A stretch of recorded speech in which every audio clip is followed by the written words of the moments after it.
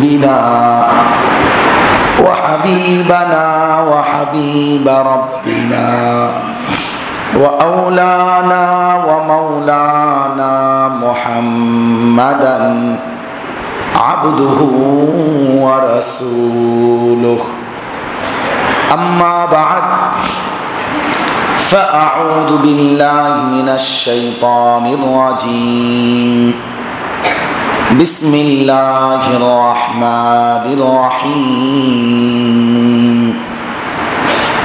يا أيها الذين آمنوا اركعوا واسجدوا واعبدوا ربكم وافعلوا الخير لعلكم تفلحون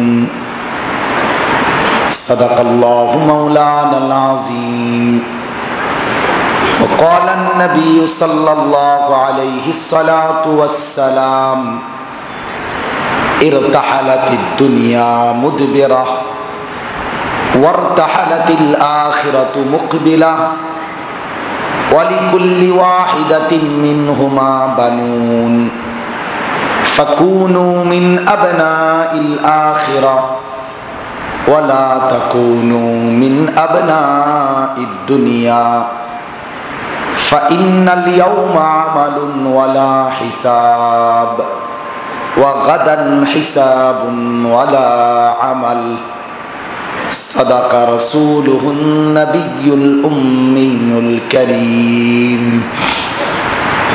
اللهم صل على محمد وعلى آل محمد كما صليت على إبراهيم وعلى آل إبراهيم إنك حميد مجيد اللهم بارك على محمد وعلى آل محمد كما باركت على إبراهيم وعلى آل إبراهيم إنك حميد مجيد سبحانك لا علم لنا إلا ما علمتنا إنك أنت العليم الحكيم الحمد لله আল্লাহ পাক রব্বুল ইজ্জত জুল জালাল ওয়াল ইকরামের ফজল করম রব্বুল আলামিনের অপরিসীম ইহসান মেহেরবানি দয়া আল্লাহ তাআলা আমাদেরকে মাগরিবের নামাজ জামাতের সাথে আদায় করবার তৌফিক দিয়েছেন আলহামদুলিল্লাহ। মাগরিবের নামাজের পরপরই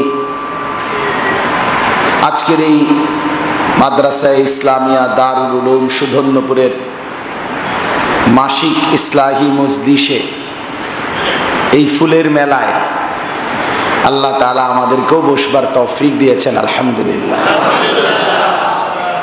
আজ যেন ফুলের মেলা বসছে সুবহানাল্লাহ। এক অভাবনীয় দৃশ্য। এই দৃশ্য যদি কেউ দেখতো আর বুঝতো, অনুভব করত, আমার তো মনে হয় শুধুমাত্র এই দৃশ্য দেখেই জিন্দেগি বদলে যাওয়ার কথা। এই দৃশ্যই বদলে যাওয়ার কথা। অনেক সময় কথার চাইতেও বেশি আসর করে এটা। বহু আল্লাহওয়ালা বুজুর্গানে দ্বীনের জীবনীর মধ্যে আছে, যাদের দিকে তাকিয়েই মানুষ দিনদার হয়ে গেছে। আল্লাহওয়ালা কারা? আল্লাহওয়ালা কারা? আল্লাযীনা ইযা রুউ যুকিরাল্লাহ, যাদেরকে দেখলে আল্লাহর কথা মনে হয় তারা আল্লাহওয়ালা। যাদেরকে দেখলে আল্লাহর কথা মনে হয়।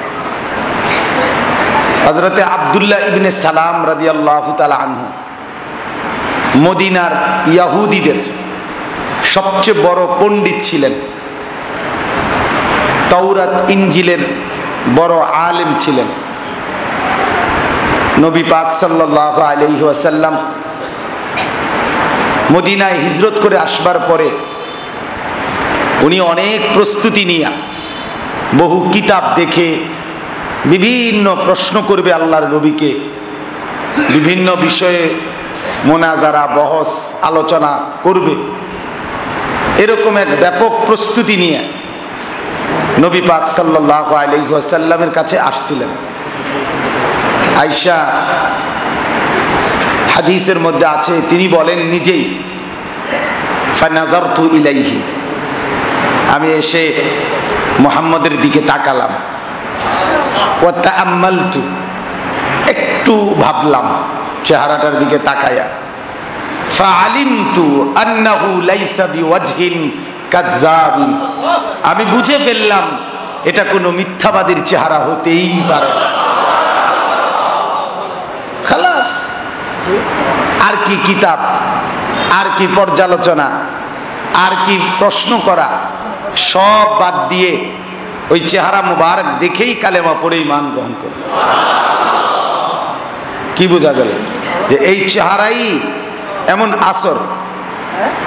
এই জন্য আল্লাহ তাআলা, আল্লাহওয়ালা কাদেরকে বলে? রাসূল পাক বলেছেন, আল্লাযীনা ইযা রুউ যুকিরাল্লাহ, যাদেরকে দেখলে আল্লাহর কথা মনে হয়, আল্লাহর কথা মনে হয়। আমরা যখন হেদায়েত কিতাব পড়ি তো ওই কিতাবের মধ্যে মুকাদ্দামার মধ্যে শুরুতে আছে যে ইমাম মুহাম্মদ রাহমাতুল্লাহি আলাইহি, আমাদের হানাফি মাযহাবের একজন বিখ্যাত ইমাম, ইমাম মুহাম্মদ রাহমাতুল্লাহি আলাইহি। তো ওনার 6টি প্রসিদ্ধ কিতাব, এর মধ্যে একটি অন্যতম কিতাব জামে সগীর। এই জামে সগীর এই কিতাব, এইটা এক খ্রিস্টান পাদ্রী, অনেক বড় জ্ঞানী ব্যক্তি পড়েছিল খ্রিস্টানদের মধ্যে। তো খ্রিস্টান পাদ্রী এটা পড়ে সে তখন মন্তব্য করছিল, লাউ কানা হাদা কিতাবু মুহাম্মাদিকুমুল আসগার ফাকাইফা কিতাবু মুহাম্মাদিকুমুল আকবার।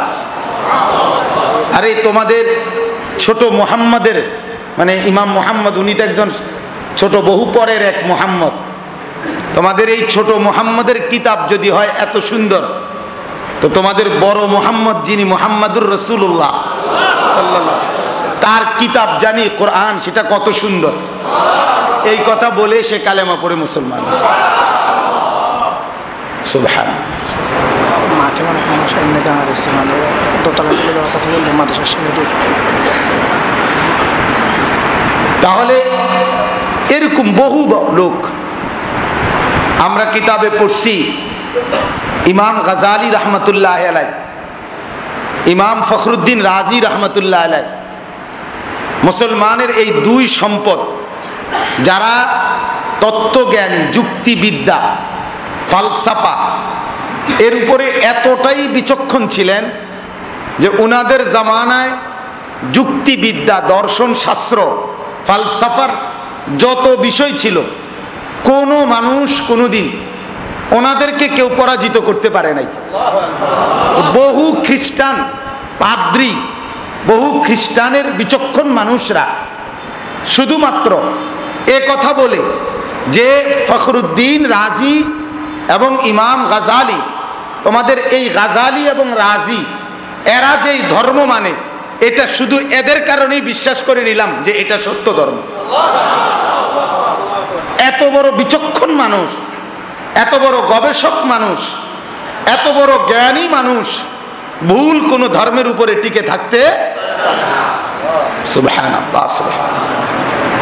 আমার ভাই, অনেক ভাই মাঠে দাঁড়িয়ে আছেন, মেহেরবানি করে মাঠে দাঁড়াইয়া তো আপনারা বেশি লসে পড়বেন। মাঠে দাঁড়াইয়া এই সামনেও দেখলেন না, মসজিদের ছাদে দোতলায় বসলে, 3 তলায় বসলে আপনাদের জন্য মাদ্রাসার সিঁড়ি দিয়ে উপরে উঠবার জায়গা আছে। মেহেরবানি করে ভাইয়া অনুরোধ করছি, কষ্ট করে যেহেতু আসছেন আর একটু পরে আসছেন, তো এখন তো এটা বুঝলেন যে আজকে কষ্ট করে শোনেন, আর আপনারা সামনের বার আপনারা আগে আইসেন, আর আপনারা কষ্ট করে পরে আইসেন। আপনারা তো বুঝছেন যে আপনাদের কারণে অনেকে বসতে পারে নাই, কথা বলেন না? আপনারা মেহেরবানি করে সামনের বার পরে আইসেন, আর পিছনের ওয়ালারা বাইরে যারা বা দোতলায় তারা আগে আইসে। আল্লাহ তাআলা উভয় দলকেই আগে আসার তৌফিক দান করে। এই জন্য বলতেছি যে এই পরিবেশ দেখে, আমাদের এই দৃশ্য দেখে, এই ফুলের মেলা দেখে, এই বাগান দেখে যে কারো দিলেই, যার দিলে বিবেক আছে, যার দিলে সুস্থতা আছে, এই কথা অনুভব করবে যে এটা জান্নাতি পরিবেশ ছাড়া আর কিছু না।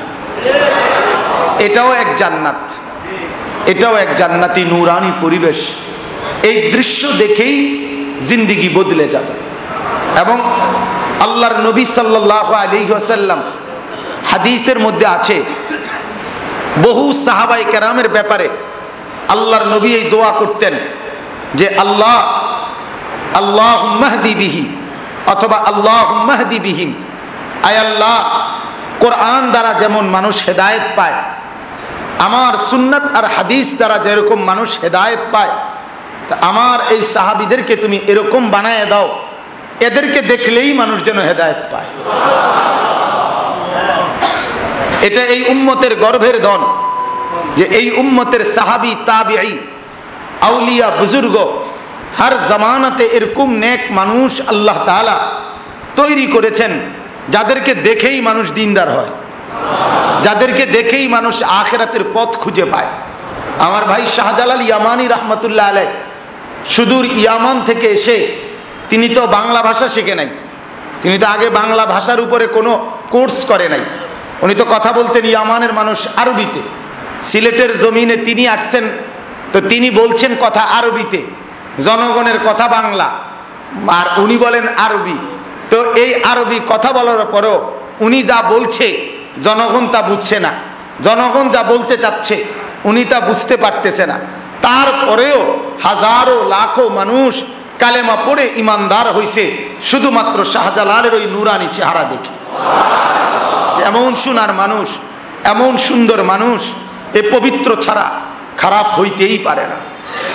আমরা পড়ছি আমার শাইখ ও মুর্শিদ, আমার শাইখ হযরত আরিফ বিল্লাহ, হযরত মাওলানা শাহ আব্দুল মতিন বিন হুসাইন দামাত বারাকাতুহুম, হযরতের জবানে আমার শোনার সৌভাগ্য হয়েছে। আমাদের হাকিমুল উম্মত মুজাদ্দিদুল মিল্লাত হযরত মাওলানা শাহ আশরাফ আলী থানভী নব্বরাল্লাহু মারকাদাহু, আল্লাহ তাআলা ওনার দ্বারা তো আজিমুশান খেদমত নিছেন। তো ওনার সবচেয়ে কনিষ্ঠ যেই খলিফা, সবচেয়ে ছোট যেই খলিফা ছিলেন আমাদের ভারতের হারদুই এক অঞ্চলের, সেই হারদুই হযরত আরিফ বিল্লাহ মুহিউস সুন্নাহ হযরত মাওলানা শাহ আবরারুল হক রহমতুল্লাহ আলাইহি, হযরত থানভী রহমতুল্লাহ আলাইহির সবচেয়ে ছোট কনিষ্ঠ খলিফা ছিলেন। তো আমার হযরত বলেন যে ওই হারদুই হযরত মাওলানা শাহ আবরারুল হক রহমতুল্লাহ আলাইহি যখন রাস্তা দিয়ে বের হইতেন হারদুইতে, তো হিন্দুরা ওনাকে দেখে সবাই দূর থেকে প্রণাম করত, হিন্দুদের ধর্ম মতে প্রণাম করত, আর বলতো এটা মুসলমানদের দেবতা, এটা মুসলমানদের দেবতা। আর দুই হযরতকে বলতেন। এই জমানার মানুষ, এই তো কয়দিন আগের মানুষ, এই তো কয়দিন আগের মানুষ। এজন্য দোস্ত, এ কথা যদি কেউ মনে করে, কেউ যদি বলে চায়ের দোকানে, আমি এটা প্রায় বলি, চায়ের দোকানে আর হাঁটতে চলতে ফিরতে কেউ যদি বলে যে ভালো মানুষ কই, চায়ের দোকানে বসে বসে বহু লোক বলে না এখন আর ভালো মানুষ নাই, এখন আর ভালো মানুষ নাই, যা ছিল আগে, জোনায়েদ বাগদাদি এখন আর নাই, রাবেয়া বসরি এখন আর নাই, বাইজিদ বোস্তামি এখন আর নাই, এখন সব খারাপ লোকে ভরে গেছে। আমি বলি চাচা, ওই চা দোকানে তোমরা যারা বসে আছো, আল্লাহর মেহেরবানি, আল্লাহর কসম করে তোমাদেরকে বলি, তোমরা এখানে এসে দেখো। কি বলে? তুমি ভালো মানুষ দেখতে চাও, এই পুরা মসজিদ দেখো, এরা ভালো মানুষের মেলা। সুবহানাল্লাহ। ভালো মানুষ চায়ের দোকানে খুঁজলে হবে কেন? ভালো মানুষ তুমি বাজারে হাঁটে ঘাটে, দুনিয়ার ব্যস্ততার ওই মার্কেটে, যেখানে অশ্লীলতার বেহায়াপনার ছড়াছড়ি, যেখানে বেপরদিগির ছড়াছড়ি, যেখানে বেহায়াপনা ছড়াছড়ি, সেখানে অশ্লীলতা, সেখানে ভালো মানুষ যাবে কেন? সেখানে মানুষ একান্ত জরুরতে তো যাইতে পারে, কিন্তু ভালো মানুষদের মেলা আল্লাহর ঘর মসজিদে, আল্লাহ ওয়ালাদের খানকাতে, হাজারো লাখো কওমি মাদ্রাসার মধ্যে রাতের 4টা বাজে ভালো মানুষ যদি দোস্ত দেখতে চাও তো রাতের 4টা বাজে আমাদের কওমি মাদ্রাসাগুলোর হেফজখানাতে আইসো, দেখবা অগণিত ভালো মানুষ, 10 বছরের মাসুম বাচ্চা, মহল্লাবাসী যখন ঘুমিয়ে আছে, সব যখন অঝরে ঘুমে ব্যস্ত, তখন 10 বছরের বাচ্চা অজু করে 2 রাকাত নামাজ পড়ে মালিকের দরবারে সবার জন্য দোয়া করে এরপরে কোরআনুল কারীম নিয়ে হাফেজ সাহেব হুজুরের কাছে গিয়া বসে তার সবক দেওয়ার জন্য। তার কোরআন সন্ধ্যাবেলায় যা মুখস্থ করেছে সেই সবকটুকু পেশ করার জন্য। তো রাতের গভীরে সব মানুষ যখন ঘুমে বিভোর, 10 বছরের বাচ্চা যখন আল্লাহর কোরআনের সবক দেয়, সে ভালো মানুষ না তো কে ভালো মানুষ? বলেন না। ভালো মানুষ দেখবা তো এখানে আসো, ভালো মানুষ দেখবা তো আমাদের কাছে আসো, আমাদের কাছে আসো। ভালো মানুষ দেখবা তো হেফজখানাগুলোতে আসো, ভালো মানুষ তো দেখবা কওমি মাদ্রাসাগুলোর মধ্যে আসো। আমার উস্তাদে মোহতারাম, আমাদের সকলের প্রাণ প্রিয় শাইখ, এই মাদ্রাসার মুরব্বী, এদেশের উলামায়ে কেরামের মুরব্বী, আমাদের সমস্ত মানুষের প্রিয়জন, আজকের যিনি শাইখ, আজ যিনি কথা বলবেন, আমার পরম প্রিয় উস্তাদ আরিফ বিল্লাহ হযরত মাওলানা মুফতি মুশতাকুন নবী কাসিমি দামাত বারাকাতুহুম হুজুর সেদিন বৃহস্পতিবারে আমাদের কুমিল্লা ময়নামতিতে প্রায় 40টা মাদ্রাসার সমন্বয়ে আমাদের একটি বিশাল বড় ইসলামী মহাসম্মেলন হয়েছিল। তো সেই সম্মেলনে হুজুর প্রধান মেহমান হিসেবে কথা বলেছিলেন। রাতের 10টা বাজে কথা বলতে গিয়ে রাতের নিস্তব্ধতাকে তিনি আড়াল করে দিয়ে বলিষ্ঠ আওয়াজে আরিফ বিল্লাহ হযরত মাওলানা মুফতি মুশতাকুন নবী সাহেব সেদিন স্পষ্ট করে বলেছিলেন যে দুনিয়ার মানুষেরা, সমাজের সব মানুষেরা কানে আঙ্গুল দিয়ে তোমরা শোনো, তোমরা পুরা আওয়াজ দিয়ে আমাদের আওয়াজটা শোনো, যে এই চকবাজারের অগ্নিকাণ্ড, এই বনানীর অগ্নিকাণ্ড, আজ গুলশানের ডিএনসিসি মার্কেটের অগ্নিকাণ্ড, এই সমস্ত অগ্নিকাণ্ড, এই সমস্ত অগ্নিকাণ্ড, এই সমস্ত অ্যাক্সিডেন্ট আর দুর্ঘটনা সমস্তগুলোর একমাত্র কারণ তোমাদের নাফরমানি, তোমাদের বেহায়াপনা, তোমাদের বেলাল্লাপনা। তোমাদের মারা বাজারে ছুটে গেছে, তোমাদের মেয়েরা অশ্লীলতার তুফান লাগায় দিছে, তোমাদের ছেলেরা মোবাইলে ফেসবুকে নর্তকীর ছবি দেখে রাত পার করছে। এই সমস্ত বদ আখলাকির কারণে, ধর্ষণ, নারী নির্যাতনের কারণে, মদ, গাঁজা, ফেন্সিডিল, ইয়াবা আর বাবার এই মাদকের নেশার কারণে আমার আল্লাহ পাক যে আগুন জাহান্নামে জ্বালাবার কথা, মালিক রাগ করে সে আগুন জমিনে জ্বালায় দিছে। যে আগুন জ্বলছে সে আগুনে গোটা ঢাকা পুড়ে যাওয়ার কথা, গোটা ঢাকা পুড়ে যাওয়ার কথা। এক এক রাতে যে পরিমাণ নর্তকী নাচে, যে পরিমাণ মদের আড্ডা বসে, যে পরিমাণ অশ্লীলতার তুফান ছোটে, যে পরিমাণ দুর্নীতি আর অনিয়ম আর জোচ্ছুরির তুফান ছোটে, তো ওই অবস্থায় পুরা শহর আগুনে ধ্বংস হয়ে যাওয়ার কথা।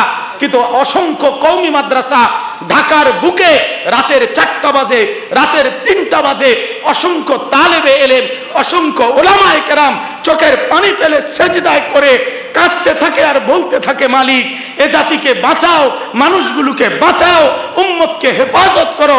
তাদের চোখের পানির বদৌলতে রব্বুল আলামিন আমাদেরকে রক্ষা করছে। অতএব আমাদের কারণে জমিনে বিশৃঙ্খলা না, আমাদের কারণে না, আমাদের কারণে না, আমাদের কারণে না।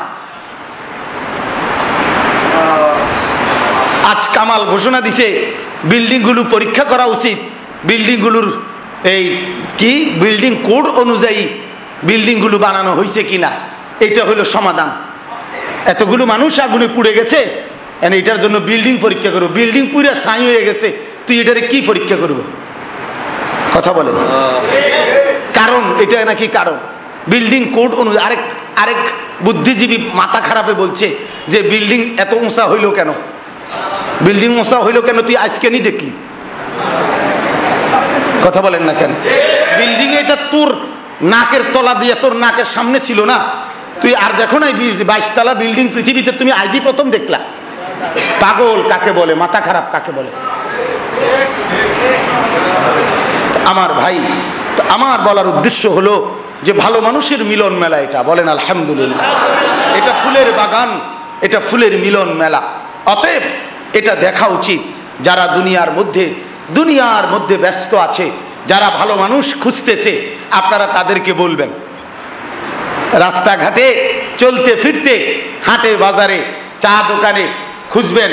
কেউ যদি খুঁজে ভালো মানুষ, কেউ যদি বলে ভালো মানুষ নাই, আপনি তারে ধরে নিয়ে আসবেন, বলে না আমার কাছে জানা আছে ভালো মানুষ কোথায়। ঠিক আছে না? ইনশাআল্লাহ। জায়গা কেমনে হইবে এটা চিন্তা করার কোনো দরকার নাই, আপনি নিয়ে আসবেন। ঠিক আছে না? ইনশাআল্লাহ। হ্যাঁ, ভালো মানুষ আমরা ইনশাআল্লাহ আরো দেখাইতে চাই। জি, আগামী 8 রমজান ইনশাআল্লাহ আগামী মাসিক ইসলাহি মজলিস, এর আগেই তালাশ করবেন কারা কারা ভালো মানুষ দেখতে চাও, তো তাদেরকে বলবেন চলো ভালো মানুষ যদি দেখতে চাও তো এখানে আসো ইনশাআল্লাহ। এখানে ফুলের মেলা বসে, এখানে বাগান বসে, এখানে আল্লাহ ওয়ালাদের মজলিস বসে, এখানে বহু বড় বড় ওলামায়ে কেরাম, অনেক আমাদের উজানির মুফতি সাহেব হুজুর আসরের পরে যিনি বয়ান করেছেন, অনেক বড় বুজুর্গ আল্লাহ ওয়ালা মানুষ, এখানে অনেক বড় বড় মানুষ আজকে এখানে বসা আছেন, হুজুরের সোহবতে আছেন। অতএব আমরা এই কথাটাই দেখলাম, এই মজলিস দেখলে, এই মজলিস শুনলে এক আল্লাহ ওয়ালা তার ব্যথা ভরা হযরত মাওলানা মুফতি মুশতাকুন নবী সাহেব সারাক্ষণ এক ফিকিরেই থাকে উম্মতের প্রতিটা ঘরে ঘরে কথা বলা হোক। উম্মতের আমি তো বলি হুজুর যে ব্যস্ততার এই সীমা কখন শেষ হবে, অবসর কখন মিলবে, রাত নাই দিন নাই। একদিন রাতের 1টা-1:30 বাজে আমারে ফোন দিছে, মাওলানা এই বগুড়া রাজশাহী অঞ্চলে দূর পর্যন্ত মাইলকে মাইল মাওলানা কোনো মাদ্রাসা নাই, কোনো মসজিদ নাই, এই মানুষগুলো দিন পাচ্ছে না, এদেরকে দিন শোনাবে কে? আমার রাতের 1:30 বাজে বলতে চাইছে। মানে এক পেরেশানি। হযরতে আয়েশা রাদিয়াল্লাহু তাআলা আনহা বলেন, আমি প্রায় দেখতাম আল্লাহর নবী সাল্লাল্লাহু আলাইহি সাল্লাম, আমার স্বামী রাসূল পাক সাল্লাল্লাহু আলাইহি সাল্লাম সারা দিনের দাওয়াত দিয়ে আল্লাহর নবী এশার নামাজের পরে বিশ্রাম করতে আসতেন হুজরার মধ্যে, নিজের হুজরায়, নিজের কামরায়। আম্মা জান আয়েশা বলেন, আমি দেখতাম আল্লাহর নবী, আমার স্বামী সরদার দু আলম নবী সাল্লাল্লাহু আলাইহি ওয়াসাল্লাম, তিনি আপনার আয়েশা হুজরার ভিতরে বসে না, একবার ওই পাশে যায়, একবার এই পাশে যায়, একবার ওই পাশে যায়, স্থির হয় না, কেবল পায়চারি করতেছে। হযরত আয়েশা বলেন, আমি বলতাম ইয়া রাসূলুল্লাহ, স্বামী আমার এরকম করছেন কেন, এরকম অস্থির কেন আপনি, এরকম পায়চারি করছেন কেন আপনি, একটু বিশ্রাম তো করেন, একটু তো বসেন, একটু স্থির হন। আল্লাহর নবী তখন বলতেন, আয়েশা আজ তো সারাদিন অমুককে কালেমার দাওয়াত দিছি, ঈমানের দাওয়াত দিছি, আখিরাতের কথা বলছি আয়েশা, কিন্তু ওরা তো ঈমান আনে নাই, ওরা তো কালেমা আনে নাই, আমার কথা তো শুনছে না আয়েশা। হায় আয়েশা, আমি যদি ঘুমিয়ে যাই আর আমার উম্মত যদি ঈমান হারা হয়ে কবরে যায়, কি হবে আমার উম্মতের, কি হবে উম্মতের? এই ফিকির, এই পেরেশানি আমাকে বসতে দিচ্ছে না, এই পেরেশানি আমাকে ঘুমাতে দিচ্ছে না। ওলামায়ে কেরাম, আপনাদের কাছে আমার অনুরোধ রইল, আজ উম্মতের জন্য এই পেরেশানি প্রত্যেকটা আলেমের দিলে দরকার, প্রত্যেকটা আলেমের দিলের দরকার। কানা রাসূলুল্লাহ সাল্লাল্লাহু আলাইহি সাল্লাম মুতাওয়াসিলাল আহজান দাইমাল ফিকর। আল্লাহর নবীর জিন্দেগি সাহাবীরা বলে নবী পাক ছিলেন মুতাওয়াসিলাল আহজান, সারাক্ষণ চিন্তা করতেন, দাইমাল ফিকির, সারাক্ষণ ফিকির করতেন। এই ফিকির আপনাদের কাছে আমানত। মুহাম্মদ আরবির চোখের পানি আপনাদের কাছে আমানত। মুহাম্মদ আরবির 23 বছরের ফিকির আপনাদের কাছে আমানত। আজ উলামায়ে কেরাম আরেকবার জেগে ওঠেন, উম্মতের দাঁড়ে দাঁড়ে কালেমার দাওয়াত দেন। আমি বলি হ্যান্ড মাইক হাতে নিয়া উম্মতের উঠানে উঠানে কালেমার দাওয়াত দেন, উম্মতের দুয়ারে দুয়ারে দাঁড়ায় বলেন, কালেমার কথা বলেন, নামাজের কথা বলেন, ঈমানের কথা বলেন, অটো রিকশার সামনে বলেন, সিএনজির সামনে বলেন। উলামায়ে কেরাম অন্যের হাতে দায়িত্ব দিয়েন না, প্রফেসরের হাতে দায়িত্ব দিয়েন না, ইঞ্জিনিয়ারের হাতে দায়িত্ব দিয়েন না, ডাক্তারের হাতে দায়িত্ব দিয়েন না, নিজেদের জিম্মাদারি নিজেরাই আদায় করেন, তাহলে উম্মত বিভ্রান্ত হবে না, উম্মত আখিরাতের পথ হারাবে না। দায়িত্ব অন্যের কাঁধে দিয়েন না মাওলানারা, অন্যের কাঁধে দিয়েন না, অন্যের কাঁধে দিয়েন না। নিজেদের মিম্বর নিজেরা হেফাজত করেন, নিজেদের মিম্বর নিজেরা হেফাজত করেন। কোন কলেজ পড়ুয়া, কোন ইউনিভার্সিটি পড়ুয়ার বিরোধিতা না এটা। ডাক্তারকে ওইটা বলতে হবে, ডাক্তার তোর চেম্বার তুই হেফাজত কর, ডাক্তার তোর চেম্বারে তুই ইঞ্জিনিয়ার বসাইস না, তাহলে রুগী মারা যাবে। কি বলেন? ইঞ্জিনিয়ারকেও বলা উচিত, ইঞ্জিনিয়ার তোর চেম্বারে তুই ডাক্তার বসাইস না, তাহলে বিল্ডিং ধসে পড়বে। ঠিক কি না বলেন না? ঠিক ওলামায়ে উম্মত আমাদের এই মসনদে, আমাদের এই মিম্বরে অন্য কেউকে বসতে দেওয়া ঠিক না। আজ আমরা অন্যদের হাতে দায়িত্ব দিয়ে দিছি, যার কারণে আজ বিভক্তির তুফান, যার কারণে আজ বিভক্তির দেওয়াল তুলে দিছে। আজ আমাদেরকে গালি দেয়, আজ ওলামায়ে উম্মতকে গালি দেয়, আজ আল্লামা আহমদ শফিকে গালি দেয়, আজ জাতির শ্রেষ্ঠ সন্তান ওলামাদেরকে গালি দেয়। কত বড় কলিজা তোর ভিতরে বেটা, কত বড় কলিজা! এ কেমন কথা? অতএব সরদার দু আলম নবী সাল্লাল্লাহু আলাইহি সাল্লামের আমানত এটাই, ফিকিরওয়ালা জিন্দেগি। সারাক্ষণ ফিকির করেন, সারাক্ষণ। অনেক ওলামায়ে কেরাম আলহামদুলিল্লাহ, নওজোয়ান অনেক আলেম এখানে আছেন। আমিও ইনশাআল্লাহ আমার জিন্দেগি নিজের ব্যাপারও আমি এটাই ফয়সালা যে বলতেই থাকি। আলহামদুলিল্লাহ আমার হুজুর হযরত মাওলানা মুফতি মুশতাকুর নবী সাহেব হুজুর সেদিনও আমারে বলছে, মাওলানা ওই এক ব্যাপারে একটু কথা বলছিলাম রাতের বেলা, রাত্রেই ওই সময়ও প্রায় 1টা-1.5টা বাজে। তখন আমার শেষ কথা এটাই বলছে, মাওলানা উম্মতের বদ আখলাকির কারণে কোন সাধারণ জনগণ যদি অশোভনীয় আচরণও করে, মন খারাপ করেন না, নারাজ হইেন না, বরং উম্মতের বদ আখলাকির পরেও উম্মতের দরদে বলতেই থাকেন। সাধারণ জনগণ ভুল করেই ফেলবে, সাধারণ জনগণ অনেক কিছু অশোভনীয় আচরণও করবে, ঠিক মতো মূল্যায়ন করে নাই, ঠিক মতো ইজ্জত দেয় নাই, ঠিক মতো কদর করতে পারে নাই, ঠিক মতো মাইক আনতে পারে নাই, ঠিক মতো প্রয়োজনীয় ব্যবস্থা করতে পারে নাই, কিন্তু উম্মতের দরদ তো আছে। আমাদের তো জিম্মাদারি, ঠিক কিনা বলেন না? আমাদের তো জিম্মাদারি। অতএব এই মাসিক ইসলাহি মজলিস ইনশাআল্লাহ শুধু সুধন্যপুরে নয়, আমার দিলের তামান্না, আমার হুজুরের দিলের তামান্না, আমাদের শাইখের তামান্না যে বাংলাদেশের প্রতিটা মসজিদে মাসিক ইসলাহি মজলিস চালু হোক। বলেন ইনশাআল্লাহ। সবাই চেষ্টা করবেন তো ইনশাআল্লাহ। অনেক মসজিদে আলহামদুলিল্লাহ, অনেক মসজিদে চালু হয়েছে, অনেক মসজিদে চালু হচ্ছে ইনশাআল্লাহ। অগণিত মসজিদে আগামী কিছুদিনের ব্যবধানে উলামায়ে উম্মতের এই ফিকির বাংলাদেশের প্রতিটা মসজিদে ইনশাআল্লাহ ইসলাহি মজলিস চালু হবে ইনশাআল্লাহ। মুমিনের মুসলমানের উঠানে বয়ান হবে, উঠানে বয়ান। আজ মহিলাদের ইজতেমায়, আজ মহিলাদের মজলিসে